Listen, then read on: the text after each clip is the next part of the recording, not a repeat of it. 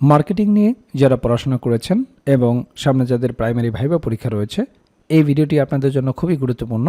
এই ভিডিওতে আমরা মার্কেটিং প্রাইমারি ভাইবা নোটের 1 নম্বর রিয়েল ভাইবা এক্সপিরিয়েন্সটি আপনাদের সাথে শেয়ার করব। আশা করছি আসন্ন ভাইবা পরীক্ষায় আপনারা এখান থেকে কমন পেয়ে যাবেন। যার ভাইবা নিয়ে আলোচনা করব তার নাম সাইফুল ইসলাম রিয়াদ। তিনি বরিশাল সদর থেকে ভাইবা দিয়েছিলেন। কাজে বুঝতে পারছেন, বরিশাল থেকে যারা ভাইবা পরীক্ষায় অংশগ্রহণ করবেন তাদের জন্য খুবই গুরুত্বপূর্ণ। সেই সাথে বাংলাদেশের অন্যান্য জেলা থেকে যারা ভাইবা পরীক্ষায় অংশগ্রহণ করবেন এবং মার্কেটিং নিয়ে যারা পড়াশোনা করেছেন তাদের জন্য খুবই গুরুত্বপূর্ণ। ভাইবা বোর্ডের যে কমন ফর্মালিটিস থাকে, অনুমতি নিয়ে প্রবেশ এবং নিকটে গিয়ে সালাম প্রদান, বসতে বললে ধন্যবাদ দিয়ে বসবেন, স্বাক্ষর করতে বললে স্বাক্ষর করবেন, অথবা কোনো বাক্য লিখতে দিলে সেটি লিখবেন, কারণ লেখা মেলানো হবে প্রক্সি পার্টি ধরার জন্য। এছাড়াও আপনার কাছ থেকে একাডেমিক যে ডকুমেন্টসগুলো আপনি নিয়ে যাবেন সেগুলো চেক করবে। এই সমস্ত পর্ব শেষে যে প্রশ্নগুলো তাকে জিজ্ঞেস করা হয়েছিল সেটি হচ্ছে মার্কেটিংয়ের 7P কী। হয়তো তাকে জিজ্ঞেস করেছিল যে আপনি কোন বিষয় নিয়ে পড়াশোনা করেছেন, কোন প্রতিষ্ঠান থেকে পড়াশোনা করেছেন। যখন তিনি বলেছেন যে মার্কেটিং নিয়ে পড়াশোনা করেছি, তখন তাকে জিজ্ঞেস করেছে মার্কেটিংয়ের 7P কী। তো আপনারা জানেন যে মার্কেটিংয়ের 7P হচ্ছে product, price, place, promotion, people, process, physical evidence. এরপর স্যার জিজ্ঞেস করলেন ফিলিপ কটলারের দুটি বইয়ের নাম বলেন। তো আশা করি আপনারা জানেন ফিলিপ কটলারের দুটি জনপ্রিয় বইয়ের নাম হচ্ছে প্রিন্সিপালস অফ মার্কেটিং এবং মার্কেটিং ম্যানেজমেন্ট। স্যার এবার জিজ্ঞেস করলেন পুশ মার্কেটিং কি, উদাহরণসহ বলেন।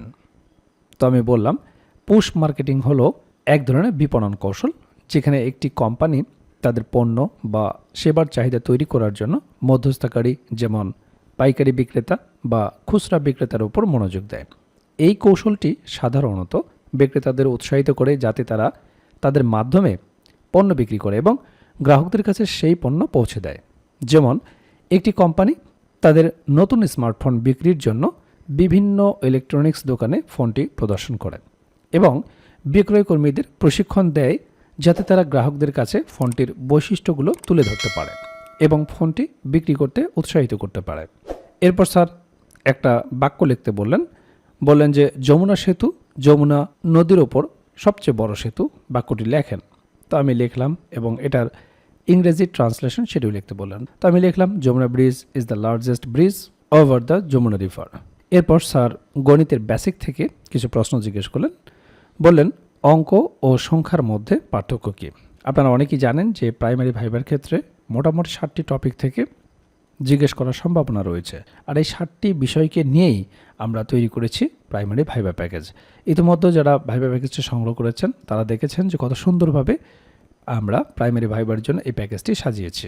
তো অঙ্ক এবং সংখ্যার মধ্যে পার্থক্য, অঙ্ক হলো সংখ্যা লেখার মৌলিক চিহ্ন বা প্রতীক, আর সংখ্যা হলো অঙ্ক দিয়ে গঠিত একটি পরিমাণ বা রাশি।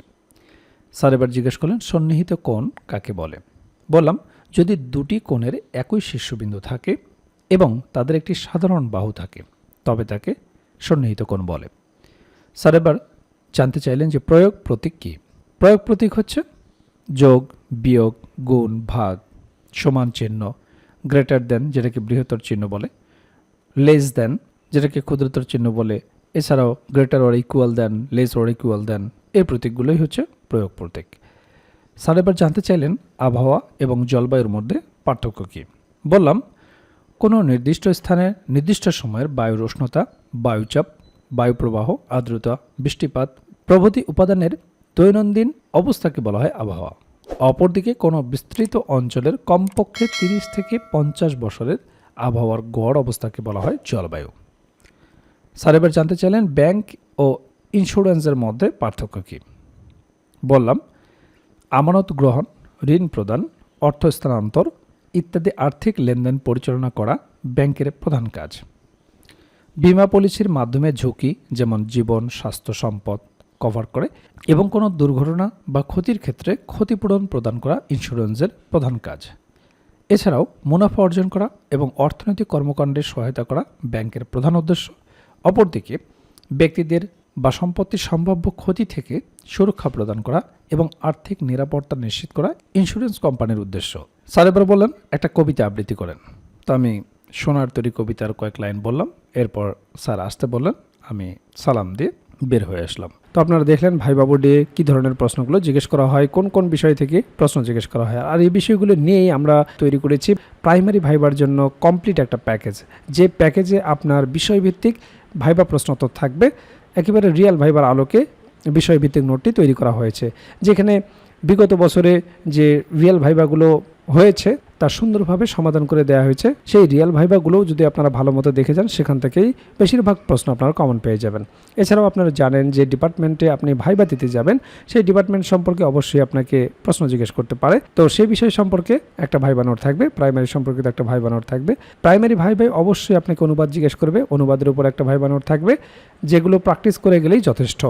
এরপর আপনার নিজ জেলা সম্পর্কে অবশ্যই আপনাকে দু একটি প্রশ্ন জিজ্ঞেস করতে পারে। আপনার জেলা কেন বিখ্যাত, আপনার জেলা দর্শনীয় স্থান কি, আপনার জেলার নামকরণ ইতিহাস কি, বিখ্যাত খাবার কি, ভাষা ও সংস্কৃতি সম্পর্কে জিজ্ঞেস করতে পারে, মুক্তিযুদ্ধে কী অবদান রেখেছিল, নানাবিধ গুরুত্বপূর্ণ প্রশ্ন থেকে আপনাকে দু চারটি প্রশ্ন জিজ্ঞেস করতে পারে। তো সে সম্পর্কিত আপনার জেলার ওপর সুন্দর একটা সাজানো গোছানো নোট থাকবে। এছাড়াও 1947 থেকে শুরু করে বর্তমান সমসাময়িক পর্যন্ত গুরুত্বপূর্ণ বিষয়ের উপর যে সমস্ত প্রশ্নগুলো আপনাকে জিজ্ঞেস করতে পারে, সেই বিষয়গুলো নিয়ে সুন্দরভাবে সাজানো গোছানো একটা সাধারণ জ্ঞান ভাইবা নোট থাকবে। এছাড়াও আপনারা জানেন যে প্রাইমারি ভাইবা বোর্ডে বাংলা ব্যাকরণ এবং সাহিত্য অংশ থেকে বেসিক কিছু প্রশ্ন জিজ্ঞেস করে থাকে, সে বিষয়ে একটি ভাইবা নোট থাকবে। এছাড়াও গণিতের একটি বেসিক ভাইবা নোট থাকবে। আপনারা জানেন যে পাটিগণিত, বীজগণিত এবং জ্যামিতি অংশ থেকে কিছু বেসিক প্রশ্ন জিজ্ঞেস করা হয়। যেহেতু আপনি প্রাইমারির শিক্ষকতা করবেন, একেবারে বেসিক জিনিসগুলো যদি আপনি না বলতে পারেন, তাহলে চাকরি পাওয়াটা আপনার জন্য দুষ্কর হয়ে যাবে। কাজেই ভাইবা পরীক্ষায় আপনি যত ভালো করবেন, আপনার চাকরি পাওয়ার সম্ভাবনা তত বেড়ে যাবে। কাজেই যারা প্রাইমারি ভাইবার জন্য গুছিয়ে কার্যকর একটা প্রস্তুতি নিতে চান, আমাদের ভাইবা প্যাকেজটি দ্রুত সংগ্রহ করুন। ইতিমধ্যে অনেক প্রার্থী আমাদের কাছ থেকে ভাইবা প্রার্থী সংগ্রহ করেছেন, তারা প্রস্তুতি শুরু করে দিয়েছেন। এখনও যারা প্রস্তুতি গুছিয়ে নিতে পারেন না, স্ক্রিনে দেওয়া হোয়াটসঅ্যাপ নাম্বারে যোগাযোগ করে আমাদের কাছ থেকে প্রাইমারির এই ভাইবা প্যাকেজটি সংগ্রহ করতে পারেন। প্যাকেজটি আপনারা দুইভাবে নিতে পারবেন, আপনারা হার্ড কপি নিতে পারবেন কুরিয়ারের মাধ্যমে, এছাড়াও পিডিএফ প্যাকেজ আপনারা নিতে পারবেন। কাজেই দেরি না করে দ্রুত স্ক্রিনে দেওয়া হোয়াটসঅ্যাপ নাম্বারে যোগাযোগ করে প্যাকেজটি সংগ্রহ করুন।